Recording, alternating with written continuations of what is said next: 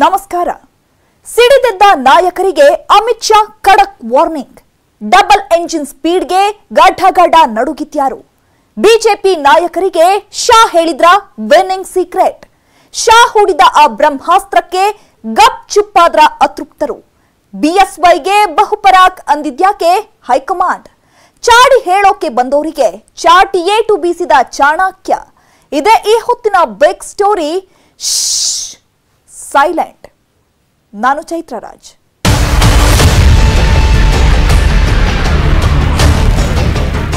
ಯಾರು ಸಂಬಂಧಪಟ್ಟವ್ರು ಎಲ್ಲರೂ ಕೂಡಿ ನಾವು ಡೆಲ್ಲಿಗೆ ಹೋಗಿ ಟೈಮ್ ತೊಗೊಂಡು ಅಲ್ಲಿ ಡೆಲ್ಲಿಯಲ್ಲೇ ಮಾತಾಡ್ತೀವಿ. 15-20 ಜನ ಶಾಸಕರು ಬಿಜೆಪಿಗೆ ಬಂದರು. ಎಲ್ಲ ಪ್ರಕ್ರಿಯೆ ನಮ್ಮ ಕೆಲವು ಶಾಸಕರಿಗೆ ಗೊತ್ತಿಲ್ಲ. ಅನುಭವದ ಕೊರತೆಯಿಂದ ಅವ್ರು ಆ ಥರ ಮಾತಾಡ್ತಾ ಇದ್ದಾರೆ.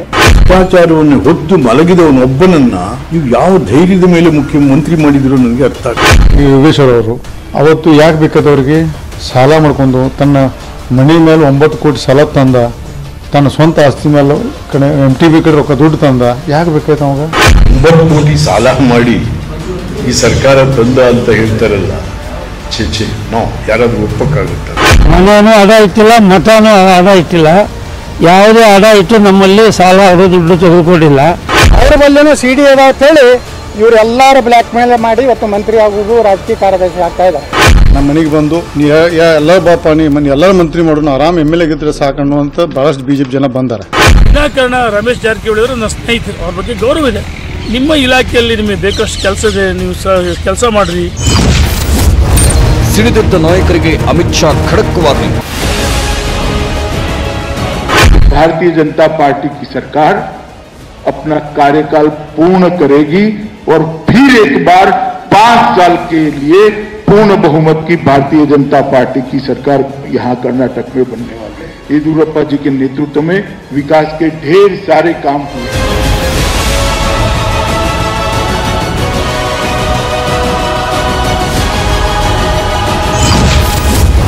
ಡಬಲ್ ಇಂಜಿನ್ ಸ್ಪೀಡ್ಗೆ ಗಡಗಡ ನಡುಗಿದ್ಯಾರು? ऊपर नरेंद्र मोदी और नीचे येदियुरप्पा, ये डबल इंजन की सरकार ही कर्नाटक को विकास के रास्ते पर ले जा सकती है. मित्रों, विकास के रास्ते.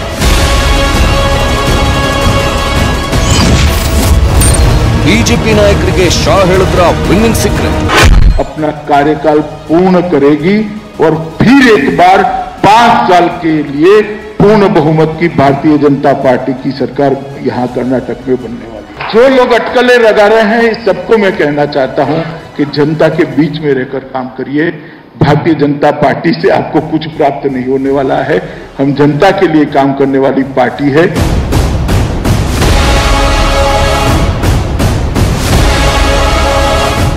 ಎರಡು ದಿನ ರಾಜ್ಯಕ್ಕೆ ಬಿಜೆಪಿ ಚಾಣಕ್ಯ ಅಮಿತ್ ಶಾ ಭೇಟಿ ಕೊಟ್ಟಿದ್ದೂ ಆಯಿತು. ಕೇಸರಿ ಕಲಿಗಳಿಗೆ ನೀತಿ ಪಾಠ ಹೇಳಿದ್ದೂ ಆಯಿತು. ಅಸಮಾಧಾನಿತರಿಗೆ ಖಡಕ್ ವಾರ್ನಿಂಗ್ ಕೊಟ್ಟಿದ್ದಾರೆ. ಡಬಲ್ ಇಂಜಿನ್ ಸ್ಪೀಡ್ಗೆ ಸಿಡಿದೆದ್ದವರೆಲ್ಲ ಗಡಗಡ ಅಂತ ನಡುಗಿಬಿಟ್ರು. ಬಿಜೆಪಿ ನಾಯಕರಿಗೆ ಶಾ ಹೇಳಿದ್ರ ವಿನ್ನಿಂಗ್ ಸೀಕ್ರೆಟ್. ಬಿಜೆಪಿಯಲ್ಲಿ ಭುಗಿಲೆದ್ದ ಭಿನ್ನಮತದ ಜ್ವಾಲೆಯನ್ನ ಶಾ ಶಮನ ಮಾಡಿದ್ದಾರೆ. ಬಿಎಸ್ವೈ ವಿರುದ್ಧ ನಿಗಿನಿಗಿ ಕೆಂಡ ಕಾರ್ತಿದ್ದವರಿಗೆ ಶಾ ಸರಿಯಾದ ಕ್ಲಾಸೆ ತೆಗೆದುಕೊಂಡಿದ್ದಾರೆ. ಅಷ್ಟೇ ಅಲ್ಲ, ಬಿಎಸ್ವೈ ನಾಯಕತ್ವಕ್ಕೂ ಬಹುಪರಾಕ್ ಎಂದಿದ್ದಾರೆ ಬಿಜೆಪಿ ಚಾಣಕ್ಯ.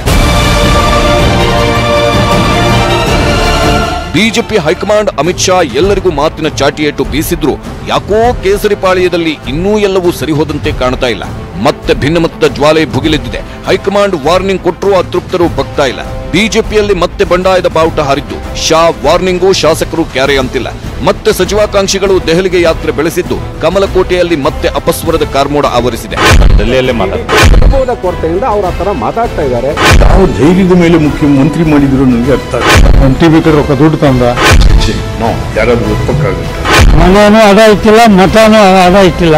ಎಲ್ಲರೂ ಬ್ಲ್ಯಾಕ್ ಮೇಲ್ ಮಾಡಿ ಇವತ್ತು ಮಂತ್ರಿ ಆಗುವುದು, ರಾಜಕೀಯ ಕಾರ್ಯದರ್ಶಿ ಆಗ್ತಾ ಇದ್ದಾರೆ. ನಿಮ್ಮ ಇಲಾಖೆಯಲ್ಲಿ ನಿಮಗೆ ಬೇಕಷ್ಟು ಕೆಲಸ ಇದೆ, ನೀವು ಕೆಲಸ ಮಾಡ್ರಿ. ರಾಜ್ಯದಲ್ಲಿ ಯಾವಾಗ ಸಚಿವ ಸಂಪುಟ ವಿಸ್ತರಣೆಯಾಯಿತು ಅದರ ಬೆನ್ನಲ್ಲೇ ಕೇಸರಿ ಪಾಳ್ಯದಲ್ಲಿ ಅಲ್ಲೂಲ ಕಲ್ಲೂಲವೇ ಸೃಷ್ಟಿಯಾಗಿತ್ತು. ಮಹಾಕಂಪನವೇ ಉಂಟಾಯಿತು. ಸಂಪುಟದಲ್ಲಿ ಯೋಗೇಶ್ವರ್ಗೆ ಮಣೆ ಹಾಕಿದ್ದೇ ತಡ. ಅತೃಪ್ತರೆಲ್ಲರೂ ಸಿಡಿದೆದ್ರು. ಸಿಎಂ ವಿರುದ್ಧವೇ ಬಂಡಾಯವೆದ್ರು. ಇನ್ನೂ ಮುಂದೆ ಹೋಗಿ ಬಿಎಸ್ವೈ ಬುಡವೇ ಅಲ್ಲಾಡುವಂತಹ ಹೇಳಿಕೆ ಕೊಟ್ಟರು ಕೆಲ ಕೇಸರಿ ಕಲಿಗಳು. ವಿಜಯಪುರ ಶಾಸಕ BJP fire brand Basanagouda Patil Yatnal BSY ವಿರುದ್ಧ CD ಬಾಂಬ್ ಸಿಡಿಸಿದ್ರು. ಇದು ರಾಜ್ಯ ರಾಜಕೀಯದಲ್ಲೇ ದೊಡ್ಡ ಮಟ್ಟಿಗಿನ ಸಂಚಲನ ಮೂಡಿಸಿತು. ಯತ್ನಾಳ್ ಬೆನ್ನಲ್ಲೇ ಹಳ್ಳಿ ಹಕ್ಕಿ ವಿಶ್ವನಾಥ್ ಕೂಡ CD ಸ್ಫೋಟ ಮಾಡಿದ್ರು. ಕೆಲವರು ಸಿಎಂಗೆ CD ತೋರಿಸಿ ಭಯಪಡಿಸಿ ಬ್ಲಾಕ್ ಮೇಲ್ ಮಾಡಿ ಸಚಿವ ಸ್ಥಾನ ಗಿಟ್ಟಿಸಿಕೊಂಡಿದ್ರು ಅಂತ ಕಿಡಿಕಾರಿದ್ರು. ಮೂರು ಜನ ಕೂಡಿ ಬ್ಲ್ಯಾಕ್ ಮೇಲ್ ಮಾಡ್ತಾ ಇದ್ದಾರೆ. ಇನ್ನೂ ಇಬ್ಬರು ಅದಾರೆ, ಅವ್ರ ಬಲ್ಲಿನೂ CD ಅದ ಅಂತೇಳಿ ಇವರೆಲ್ಲರೂ ಬ್ಲ್ಯಾಕ್ ಮೇಲ್ ಮಾಡಿ ಇವತ್ತು ಮಂತ್ರಿ ಆಗುವುದು, ರಾಜಕೀಯ ಕಾರ್ಯದರ್ಶಿ ಆಗ್ತಾ ಇದ್ದಾರೆ. ಆದ್ರೆ ಬಸನಗೌಡಪ್ಪ ಅಲ್ಲಿ ಯತ್ನಾಳ್ ಯಾರಿಗೂ ಬ್ಲ್ಯಾಕ್ ಮೇಲ್ ಮಾಡೋವಲ್ಲ. ಈ ಹೋರಿ ಹಿಡಿತಾರೆ ಅಂತಾರೆ, ಹಿಡಿತಾರೆ ಅದಂತ ಮಾಡ್ತಾರೆ. ಯತ್ನಾಳ್ ಪತ್ನಾಳ್ ಅಂತವ್ರು ತೆಗೆದೇ ಮಾಡ್ತಾರೆ, ಒಬ್ಬೊಬ್ಬರಾಗಿ ಬಿಡುಗಡೆ ಮಾಡ್ತಾರೆ. ಒಂದೇ CD ಕಾಪಿ ಸಿಗ್ತವೆ. BSY ನಿರ್ಧಾರದಿಂದ ಹಲವರು ಕೆಂಡಾಮಂಡಲರಾಗಿದ್ರು. ದಿಲ್ಲಿಗೆ ಹೋಗ್ತೀವಿ, ವರಿಷ್ಠರ ಮುಂದೆ ದೂರು ನೀಡ್ತೀವಿ, ಯೋಗ್ಯರಿಗೆ CM ಮಣೆ ಹಾಕಿಲ್ಲ, ಹೀಗೆ ಪುಂಖಾನುಪುಂಖವಾಗಿ ದೂರುಗಳ ಸರಮಾಲೆಯೇ ಕೇಳಿ ಬರ್ತಿತ್ತು. ಹಾಗಾಗಿ ಅಮಿತ್ ಶಾ ರಾಜ್ಯಕ್ಕೆ ಬಂದಾಗ ಹಾಗಾಗುತ್ತೆ, ಹೀಗಾಗುತ್ತೆ, ಯಡಿಯೂರಪ್ಪನವರ ಕುರ್ಚಿಗೆ ಕಂಟಕ ಬರುತ್ತೆ ಅಂತ 108 ಜನ ಬೊಬ್ಬೆ ಹೊಡೆದಿದ್ರು. ದೂರು ಕೊಡ್ತೀವಿ ಅಂದವರು 16 ಜನ. ಆದ್ರೆ ಅಮಿತ್ ಶಾ ಬಂದಾಗ ಅದ್ಯಾವುದೂ ಆಗ್ಲೇ ಇಲ್ಲ. ಯಾಕಂದ್ರೆ BSY ಕುರ್ಚಿಗೆ ಯಾವುದೇ ರೀತಿ ಕಂಟಕ ಇಲ್ಲ ಅಂತ ಪರೋಕ್ಷವಾಗಿ ಅಮಿತ್ ಶಾ ಸ್ಪಷ್ಟ ಸಂದೇಶ ರವಾನಿಸಿದ್ರು. ऊपर नरेंद्र मोदी और नीचे येदियुरप्पा, ये डबल इंजन की सरकार ही कर्नाटक को विकास के रास्ते पर ले जा सकती है मित्रों, विकास के रास्ते। और ये जो पंचायत के चुनाव आए हैं, ये पंचायत के चुनाव इसी बात का द्योतक है कि नरेंद्र भाई और येदियुरप्पा की जोड़ी को कर्नाटक की जनता ने थप्पा लगाकर आगे बढ़ाने का फैसला किया।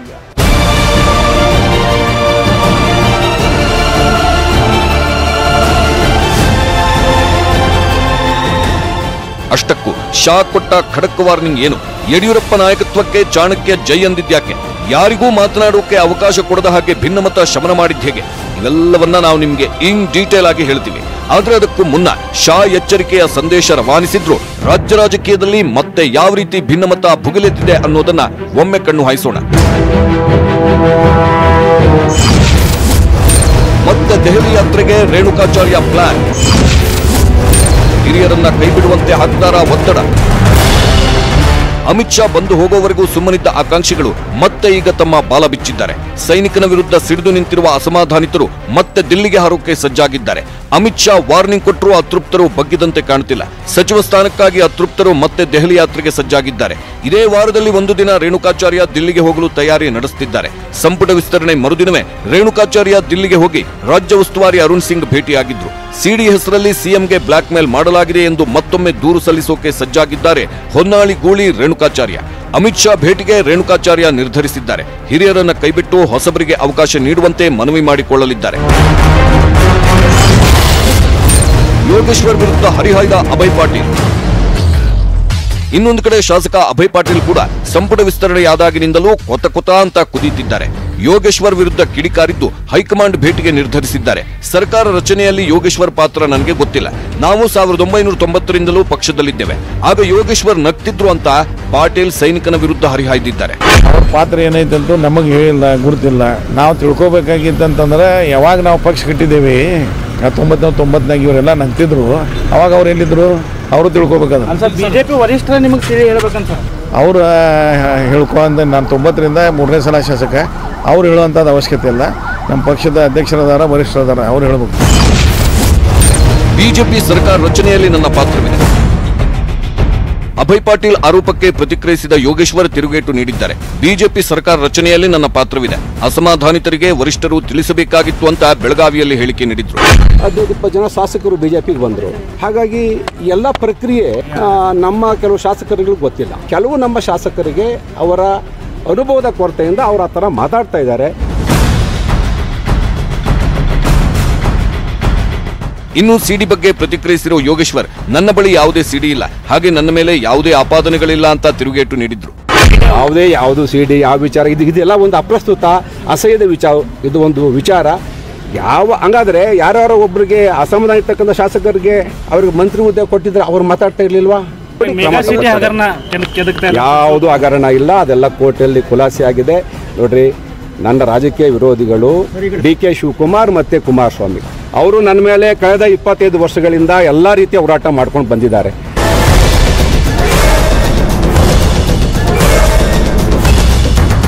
ಬೆಳಗಾವಿಗೆ ಅಮಿತ್ ಶಾ ಭೇಟಿ ಕೊಟ್ಟಾಗ ಸಚಿವ ಸ್ಥಾನ ವಂಚಿತ ಅರವಿಂದ್ ಬೆಲ್ಲದ್ ಕೂಡ ಮಾತನಾಡಿ, ನಾವು ಅಸಮಾಧಾನಿತ ಶಾಸಕರು ಚರ್ಚೆ ಮಾಡಿದ್ದೀವಿ, ದಿಲ್ಲಿಗೆ ಹೋಗಿ ದೂರು ಕೊಡ್ತೀವಿ ಅಂದಿದ್ರು. ನಾವು ಯಾರು ಸಂಬಂಧಪಟ್ಟವ್ರು ಎಲ್ಲರೂ ಕೂಡಿ ನಾವು ಡೆಲ್ಲಿಗೆ ಹೋಗಿ ಟೈಮ್ ತೊಗೊಂಡು ಅಲ್ಲಿ ಡೆಲ್ಲಿಯಲ್ಲೇ ಮಾತಾಡ್ತೇವೆ. ನಾ ಅದೆಲ್ಲ ಮುಂದೆ ನಿಮ್ಗೆ ಗೊತ್ತಾಗೈತೆ ಅದ್ರ ಬಗ್ಗೆ ಈಗ ನ್ಯಾಚುರಲಿ ಆ ಟೈಪ್ ಆಗಿದ್ದ ಎಲ್ಲದ್ರ ಬಗ್ಗೆ ಮಾತುಕತೆ ಆಗೇ ಆಗಿರ್ತೈತಿ. ಸೊ ಅದ್ರ ಬಗ್ಗೆ ನಾವು ಮುಂದೆ ಡೆಲ್ಲಿಗೆ ಹೋಗ್ತೇವೆ. ಅಮಿತ್ ಶಾ ಬಂದು ಹೋದ್ರೂ ಕೂಡ ಯಾಕೋ ಕೇಸರಿಪಾಳ್ಯದಲ್ಲಿ ಭಿನ್ನಮತದ ಜ್ವಾಲೆ ಆರಿದಂತಿಲ್ಲ, ಅಪಸ್ವರದ ಕಾರ್ಮೋಡ ಸರಿದಂತೆ ಕಾಣುತ್ತಿಲ್ಲ. ಆದ್ರೆ ಬಿಜೆಪಿ ಚಾಣಕ್ಯ ರಾಜ್ಯಕ್ಕೆ ಎಂಟ್ರಿ ಕೊಟ್ಟಿದ್ರಿಂದ ರಾಜಾಹುಲಿಗೆ ಬಲ ಬಂದಂತಾಗಿದೆ. ಬಿಎಸ್ವೈ ಕುರ್ಚಿ ಮತ್ತಷ್ಟು ಗಟ್ಟಿಯಾದಂತಾಗಿದೆ. ಅಷ್ಟಕ್ಕೂ ಅಮಿತ್ ಶಾ ರಾಜ್ಯಕ್ಕೆ ಭೇಟಿ ಕೊಟ್ಟ 2 ದಿನದಲ್ಲಿ ಅಂತಹ ಯಾವ ರೀತಿ ಬೆಳವಣಿಗೆಗಳಾಯಿತು, ಇದರಿಂದ ಬಿಎಸ್ವೈ ವಿರೋಧಿಗಳು ತಂಡ ಹೊಡೆದಿರೋದು ಯಾಕೆ ಅನ್ನೋದನ್ನ ನಿಮ್ಗೆ ತೋರಿಸ್ತೀವಿ.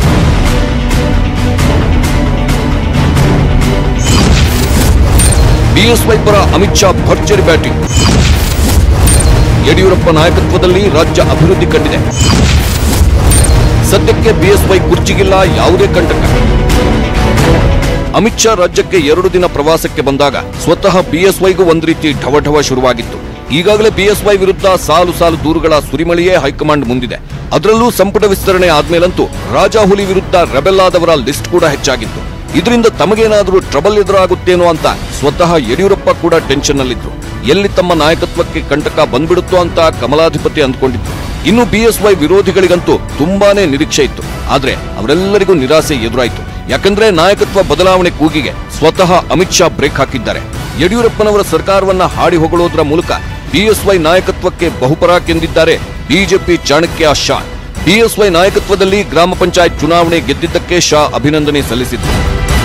मंच पर उपस्थित भारतीय जनता पार्टी के वरिष्ठ नेता और कर्नाटक के लोकप्रिय मुख्यमंत्री श्रीमान येदियुरप्पा जी, मित्रों, आज मैं जब यहां आया हूं तो मेरा आने का मूल उद्देश्य तो यहां पर पंचायत चुनाव में जो प्रचंड विजय नलिन कुमार कटील और हमारे मुख्यमंत्री येदियुरप्पा जी के नेतृत्व में हुआ है, इसकी कर्नाटक की जनता को और आप सभी चुने हुए प्रतिनिधियों को बधाई देने के लिए आया.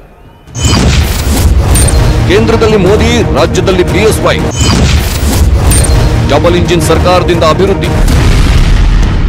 ಬಿಎಸ್ವೈ ಸರ್ಕಾರವನ್ನ ಬಾಯಿ ತುಂಬ ಹಾಡಿ ಹೊಗಳಿದ ಅಮಿತ್ ಶಾ ಕೇಂದ್ರದಲ್ಲಿ ಮೋದಿ, ರಾಜ್ಯದಲ್ಲಿ ಬಿಎಸ್ವೈ ಸರ್ಕಾರದಿಂದ ಮಾತ್ರ ಕರ್ನಾಟಕದ ಅಭಿವೃದ್ಧಿ ಸಾಧ್ಯ ಅಂದ್ರು. ಈ ಮೂಲಕ ಬಿಎಸ್ವೈ ನಾಯಕತ್ವಕ್ಕೆ ಬಹುಪರಾಕ್ ಅಂದ್ರು ಬಿಜೆಪಿ ಚಾಣಕ್ಯ.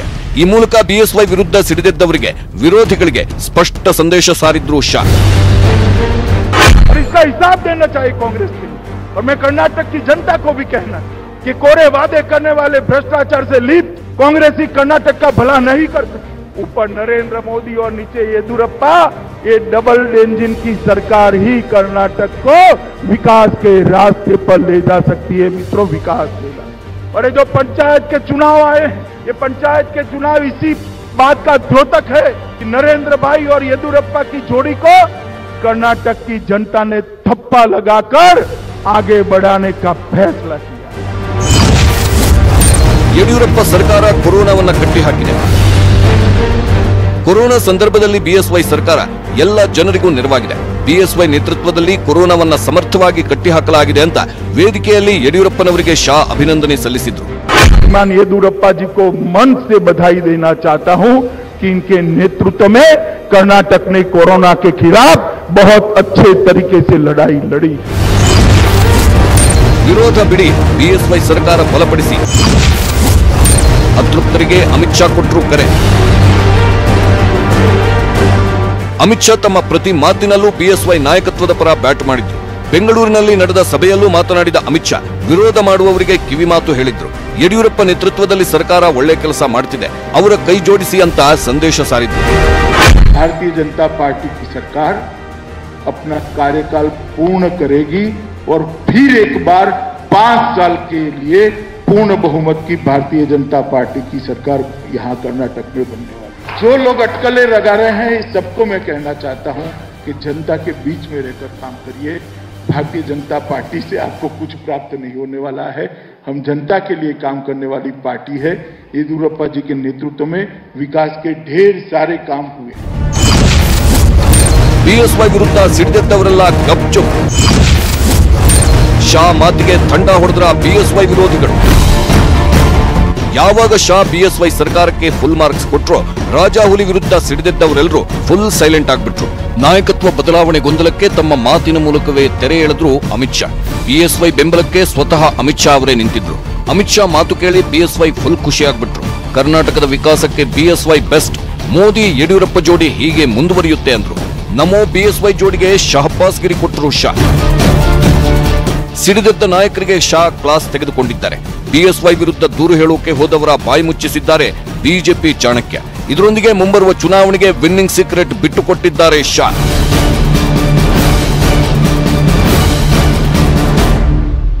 ಅಮಿತ್ ಶಾ ರಾಜ್ಯಕ್ಕೆ ಬಂದಾಗ ಅತೃಪ್ತರು ಬಿಎಸ್ವೈ ವಿರುದ್ಧ ದೂರು ಕೊಡೋಕೆ ಮುಂದಾಗಿದ್ರು. ಆದ್ರೆ ದೂರು ಹೇಳೋಕೆ ಹೋದವರಿಗೇನೆ ಚಾಣಕ್ಯ ನೀತಿ ಪಾಠ ಹೇಳಿದ್ದಾರೆ. ಅತೃಪ್ತರಿಗೆ ಶಾ ಕೊಟ್ಟ ಆ 10 ಟಾಸ್ಕ್ಗಳು ಯಾವುದು? ಈ ಬಗ್ಗೆ ಹೇಳ್ತೀವಿ ಸ್ಮಾಲ್ ಬ್ರೇಕ್ನ ಬಳಿಕ. ಅಮಿತ್ ಶಾ ರಾಜ್ಯಕ್ಕೆ ಬಂದಾಗ ಅತೃಪ್ತರು ಕಾಲಿಗೆ ಚಕ್ರ ಕಟ್ಕೊಂಡು ಅವರನ್ನ ಭೇಟಿಯಾಗೋಕೆ ಕಾಯ್ತಾ ಇದ್ರು. ಸಂಪುಟ ವಿಸ್ತರಣೆ ಬಗ್ಗೆ ಕಂಪ್ಲೇಂಟ್ ನೀಡೋಕೆ ರೆಡಿಯಾದ್ರು. ಆದ್ರೆ ಆ ಒಂದು ಅಸ್ತ್ರದ ಮೂಲಕ ದೂರುಗಳನ್ನ ಹೇಳೋಕೆ ಬಂದವರ ಬಾಯಿ ಮುಚ್ಚಿಸಿದ್ರು ಶಾ. ಒಂದು ಕಡೆ ಸಂಪುಟ ವಿಸ್ತರಣೆಯಾಗಿತ್ತು. ಸಚಿವಾಕಾಂಕ್ಷಿಗಳ ಆಕ್ರೋಶ ಭುಗಿಲೆದ್ದಿತ್ತು. ಇದೇ ಟೈಮ್ನಲ್ಲೇ ಕೇಂದ್ರ ಗೃಹ ಸಚಿವ ಅಮಿತ್ ಶಾ ರಾಜ್ಯಕ್ಕೆ ಎಂಟ್ರಿ ಕೊಟ್ಟಿದ್ರು. ಯಾವಾಗ ಕರುನಾಡಿಗೆ ಬಿಜೆಪಿ ಚಾಣಕ್ಯ ಬರ್ತಾರೆ ಅಂದಾಗ್ಲೇ ಅತೃಪ್ತ ಶಾಸಕರು ತಮ್ಮದೇ ಲೆಕ್ಕಾಚಾರ ಹಾಕೊಂಡಿದ್ರು. ಅನೇಕ ಶಾಸಕರು ದಿಲ್ಲಿಗೆ ಹೋಗಿ ಬಿಎಸ್ವೈ ವಿರುದ್ಧ ದೂರನ್ನ ನೀಡಬೇಕು ಅಂತ ಇದ್ರು. ಆದ್ರೆ ಅಮಿತ್ ಶಾನೇ ಇಲ್ಲಿಗೆ ಬಂದಿರುವಾಗ ಅವರ ಬಳಿಯೇ ತಮಗಾದ ಅನ್ಯಾಯದ ಬಗ್ಗೆ ಮಾತನಾಡಬೇಕು, ಮಂತ್ರಿಗರಿಗೆ ಲಾಬಿ ನಡೆಸಬೇಕು ಅಂತ ಇನ್ನಿಲ್ಲದ ಪ್ಲಾನ್ ಮಾಡ್ಕೊಂಡಿದ್ರು. ಆದ್ರೆ ಅದ್ಯಾವುದು ಕೂಡ ವರ್ಕೌಟ್ ಆಗ್ಲೇ ಇಲ್ಲ. ಚಾಣಕ್ಯ ಚಾಣಾಕ್ಷತನ ಮೆರೆದಿದ್ದು ಯಾವುದಕ್ಕೂ ಸೊಪ್ಪೆ ಹಾಕೇ ಇಲ್ಲ. ಕೋರ್ ಕಮಿಟಿ ಸಭೆಯಲ್ಲಿ ಶಾ ನೀತಿ ಪಾಠ. ದೂರು ಹೇಳೋಕೆ ಹೋದವರಿಗೆ ಚಾಣಕ್ಯನ ಚಾಟಿಯೇಟು. ಪಕ್ಷ ಸಂಘಟನೆ ಬ್ರಹ್ಮಾಸ್ತ್ರಕ್ಕೆ ಸೈಲೆಂಟ್ ಆದ ಅತೃಪ್ತರು. ದೆಹಲಿಗೆ ಹೊರಡುವುದಕ್ಕೂ ಮುನ್ನ ಅಮಿತ್ ಶಾ ಅಸಮಾಧಾನಿತರು ಮುನಿಸಿಕೊಂಡವರಿಗೆ ಖಡಕ್ ಎಚ್ಚರಿಕೆ ಕೊಟ್ಟರು. ಬಿಜೆಪಿ ಕೋರ್ ಕಮಿಟಿ ಸಭೆಯಲ್ಲಿ ಶಾ ನೀತಿ ಪಾಠ ಮಾಡಿದ್ದಾರೆ.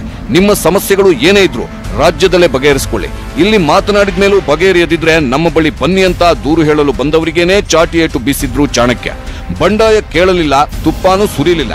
ಬೆಳಗಾವಿ ನೀತಿ ಪಾಠ ಮಾಡಿದ್ರು ಶಾ. ಬಿಎಸ್ವೈಗೆ ಅಭಯದ ಸೈಲೆಂಟ್ ಮೆಸೇಜ್ ಕೊಟ್ಟ ಅಮಿತ್ ಶಾ ಭಿನ್ನಮತಕ್ಕೆ ಏರದ ಮದ್ದು ಎಂಥದ್ದು ಗೊತ್ತಾ? ಕೈ ಎಡವಟ್ಟು ಕೇಸರಿಗೆ ಯಾಕೆ ನೀತಿ ಪಾಠ? ಜಿಲ್ಲೆ ತಾಲೂಕು ರಹಸ್ಯ ಬಿಚ್ಚಿಟ್ಟಿದ್ಯಾಕೆ? ಶಾ ಕೇಸರಿ ಕಾರ್ಯಕರ್ತರಿಗೆ ಅಧಿಕಾರ, ಭ್ರಷ್ಟಾಚಾರದ ಖಡಕ್ ಪಾಠ ಮಾಡಿದ್ರು. ಹಾಗಾದ್ರೆ ಶಾ ಮಾಡಿದ ಆ ನೀತಿ ಪಾಠ ಯಾವುದು ಅನ್ನೋದನ್ನ ಒಮ್ಮೆ ನೋಡೋಣ. ಸಮಸ್ಯೆ ತಾಲೂಕು ಮಟ್ಟದಲ್ಲಿದ್ರೆ ತಾಲೂಕು ಮಟ್ಟದಲ್ಲೇ ಮಾತಾಡಿ, ಜಿಲ್ಲಾ ಮಟ್ಟದಲ್ಲಿದ್ದರೆ ಜಿಲ್ಲಾ ಮಟ್ಟದಲ್ಲೇ ಬಗೆಹರಿಸಿಕೊಳ್ಳಿ, ರಾಜ್ಯ ಮಟ್ಟದಲ್ಲಿದ್ರೆ ರಾಜ್ಯ ನಾಯಕರ ಜೊತೆ ಬಗೆಹರಿಸಿಕೊಳ್ಳಿ. ಮಾತನಾಡಿದ ಮೇಲೆ ಬಗೆಹರಿಯದಿದ್ರೆ ಮಾತ್ರ ನಮ್ಮ ಬಳಿ ಬನ್ನಿ. ಬಿಜೆಪಿಯಲ್ಲಿ ಕುಟುಂಬ ರಾಜಕಾರಣ ಪ್ರವೇಶಿಸಬಾರದು. ಕುಟುಂಬ ರಾಜಕಾರಣ, ಭ್ರಷ್ಟಾಚಾರ, ಕಾರ್ಯಕರ್ತರ ಕಡೆಗಣನೆ, ಇದರಿಂದ ಕಾಂಗ್ರೆಸ್ ಅನ್ನ ಜನ ತಿರಸ್ಕರಿಸಿದ್ದು ಅನ್ನೋದು ನೆನಪಿರ್ಲಿ. ಬಿಜೆಪಿ ಪಕ್ಷದ ಸಿದ್ಧಾಂತವನ್ನ ಮುಖಂಡರು ತಿಳಿದುಕೊಳ್ಬೇಕು. ಅಧಿಕಾರಕ್ಕೆ ಅಂಟಿಕೊಳ್ಳದೆ ಪಕ್ಷ ಸಂಘಟನೆಯಲ್ಲಿ ತೊಡಗಬೇಕು. ಕಟ್ಟ ಕಡೆಯ ಕಾರ್ಯಕರ್ತನಿಗೂ ಪಕ್ಷದಲ್ಲಿ ಗೌರವ ನೀಡಬೇಕು. ಬಿಎಸ್ವೈ ಕೈ ಬಲಪಡಿಸಬೇಕು ಎಂದ ಶಾ. ಅಮಿತ್ ಶಾ ಚಾಟಿಯೇಟು ಬೀಸಿದ ಹಿನ್ನೆಲೆ ಸಿಎಂ ವಿರುದ್ಧ ಸಿಡಿದೆದ್ದವರೆಲ್ಲ ಕೈ ಹಿಸುಕಿಕೊಳ್ತಾ ಇದ್ರು. ಸಿಎಂ ವಿರುದ್ಧ ಅಮಿತ್ ಶಾಗೆ ದೂರನ್ನ ನೀಡಬಹುದು, ಅದು ವರ್ಕೌಟ್ ಆಗುತ್ತೆ ಅಂತ ಹಾಕೊಂಡಿದ್ದ ಎಲ್ಲ ಲೆಕ್ಕಾಚಾರಗಳು ಉಲ್ಟಾ ಪಲ್ಟಾ ಆಗ್ಬಿಟ್ವು. ಅಮಿತ್ ಶಾ ಪಕ್ಷ ಸಂಘಟನೆ ಅನ್ನೋ ಬ್ರಹ್ಮಾಸ್ತ್ರ ಹೂಡಿ ಒಂದೇ ಹೊಡೆತಕ್ಕೆ ಎಲ್ಲರ ಬಾಯಿ ಮುಚ್ಚಿಸಿದ್ರು. ಕೇವಲ ಬೆಳಗಾವಿಯಲ್ಲಿ ಮಾತ್ರವಲ್ಲ, ಬೆಂಗಳೂರಿನಲ್ಲಿ ನಡೆದ ಕೋರ್ ಕಮಿಟಿ ಸಭೆಯಲ್ಲೂ ಅಮಿತ್ ಶಾ ಬಿಎಸ್ವೈ ನಾಯಕತ್ವದ ಬಗ್ಗೆ ಮೆಚ್ಚುಗೆ ಸೂಚಿಸಿದ್ರು. ಸಂಪುಟ ವಿಸ್ತರಣೆ ಏನೋ ಆಯ್ತು, ಆದ್ರೆ ಈಗ ಸಿಎಂ ಮುಂದಿರೋ ಸವಾಲು ಅಂದ್ರೆ ಖಾತೆ ಹಂಚಿಕೆ. ಈಗಾಗಲೇ ಕೆಲ ಸಚಿವರು ಪ್ರಬಲ ಹುದ್ದೆಗಾಗಿ ಲಾಬಿ ನಡೆಸುತ್ತಿದ್ದಾರೆ. ಈ ಬಗ್ಗೆ ಹೇಳ್ತೀವಿ ಸ್ಮಾಲ್ ಬ್ರೇಕ್ ಆದ್ಮೇಲೆ. ಅಮಿತ್ ಶಾ ಬಂದು ಹೋದ್ರು, ಇನ್ನು ಖಾತೆ ಹಂಚಿಕೆಯಾಗಿಲ್ಲ. ಈಗಾಗಲೇ ಖಾತೆಗಾಗಿ ಖ್ಯಾತೆ ಶುರುವಾಗಿದೆ. ಆ 3 ಸಚಿವರು ಪ್ರಬಲ ಹುದ್ದೆಗಳ ಮೇಲೆ ಕಣ್ಣಿಟ್ಟಿದ್ದಾರೆ. ಯಾರೆಲ್ಲ ಖಾತೆಗಾಗಿ ಲಾಬಿ ನಡೆಸುತ್ತಿದ್ದಾರೆ ಈ ಬಗ್ಗೆ ಹೇಳ್ತೀವಿ ನೋಡಿ. ಬಿಎಸ್ವೈ ವಿರುದ್ಧ ಮತ್ತೆ ಕಿಡಿಕಾರಿದ ಫೈರ್ ಬ್ರ್ಯಾಂಡ್. ಬಿಎಸ್ವೈ ಅಂದ್ರೆ ಉರಿದುರಿದು ಬೀಳೋ ವಿಜಯಪುರ ಶಾಸಕ ಬಸನಗೌಡ ಪಾಟೀಲ್ ಯತ್ನಾಳ್ ಮತ್ತೊಮ್ಮೆ ರಾಜಾಹುಲಿ ವಿರುದ್ಧ ಕೆಂಡಕಾರಿದ್ದಾರೆ. ಹಾವೇರಿಯಲ್ಲಿ ಮಾತನಾಡಿದ ಯತ್ನಾಳ್ ರಾಜ್ಯದಲ್ಲಿ ಯಾವಾಗ ಏನು ಬೇಕಾದರೂ ಆಗಬಹುದು ಅಂತ ಮತ್ತೊಮ್ಮೆ ಹೊಸ ಬಾಂಬ್ ಸಿಡಿಸಿದ್ದಾರೆ. ಮತ್ತೆ ತಾವು ಸಚಿವರಾಗೋ ಬಗ್ಗೆ ಪುನರುಚ್ಚರಿಸಿದ ಯತ್ನಾಳ್ ಬಿಎಸ್ವೈ ಸಿಎಂ ಆಗಿರೋವರೆಗೂ ನಾನು ಸಚಿವನಾಗಲ್ಲ ಅಂತಲೇ ಹೇಳಿದ್ದಾರೆ. ಹಾಗೆ ವಲಸಿಗರ ವಿರುದ್ಧವೂ ವಾಗ್ದಾಳಿ ನಡೆಸಿದ್ದಾರೆ. ಯಾವಾಗ ಏನಾಗ್ತೈತೆ ಮೊದಲೇ ಹೇಳಿನ, ಯಾವುದೂ ಶಾಶ್ವತ ಇಲ್ಲ. ಯಾವಾಗ ಏನು ಬೇಕಾದ್ರೆ ಆಗ್ಬೋದು. ಹೇಳಿಲ್ರ ಅದನ್ನ DK ಶಿವಕುಮಾರ್ ಹೇಳಿದ್ರು, ಯೋಗೀಶ್ವರ್ ಹೇಳಿದ್ರು. ನಾನು ಯಡಿಯೂರಪ್ಪನವ್ರ ಮುಖ್ಯಮಂತ್ರಿಯವರಿಗೆ ಸಚಿವ ಆಗೋದಂತ ಹೇಳಿಬಿಟ್ಟೆ. ಪ್ರಬಲ ಖಾತೆಗಾಗಿ ಸಚಿವರ ಪೈಪೋಟಿ.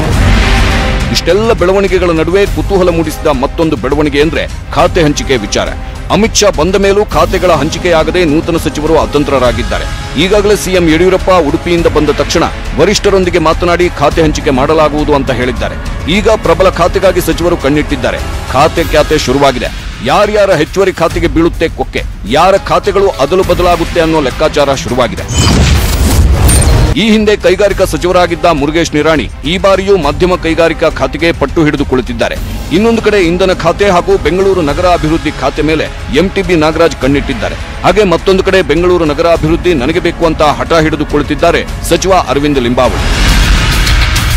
ಅಮಿತ್ ಶಾ ಭೇಟಿಯಿಂದ ಬಿಎಸ್ವೈ ಕುರ್ಚಿ ಅಂತೂ ಸೇಫ್ ಆಗಿದೆ. ಸದ್ಯಕ್ಕೆ ಬಿಎಸ್ವೈಗೆ ಕುರ್ಚಿ ಟೆನ್ಷನ್ ದೂರ ಆಗಿದೆ. ಶಾ ಖಡಕ್ಕೆ ಎಚ್ಚರಿಕೆಯಿಂದ ಅತೃಪ್ತರು ಸದ್ಯಕ್ಕೆ ಬಾಯಿಗೆ ಬೀಗ ಹಾಕೊಂಡಿದ್ದಾರೆ. ಮುಂಬರುವ ಚುನಾವಣೆಗಳಿಗೆ ಈಗಿನಿಂದಲೇ ತಯಾರಾಗಿ ಅಂತ ಶಾಕ್ ಟಾಸ್ಕ್ ಕೂಡ ಕೊಟ್ಟಿದ್ದಾರೆ. ಈಗ ಕೇಸರಿ ಕಲಿಗಳ ಚಿತ್ತ ಟಾಸ್ಕ್ ಮೇಲಿದೆ. ಇದೇ ಈ ಹೊತ್ತಿನ ಬಿಗ್ ಸ್ಟೋರಿ. ನೋಡ್ತಾ ಇರಿ News 18 ಕನ್ನಡ. ಜಾಲ ನಮ್ಮದು, ಬಲ ನಿಮ್ಮದು.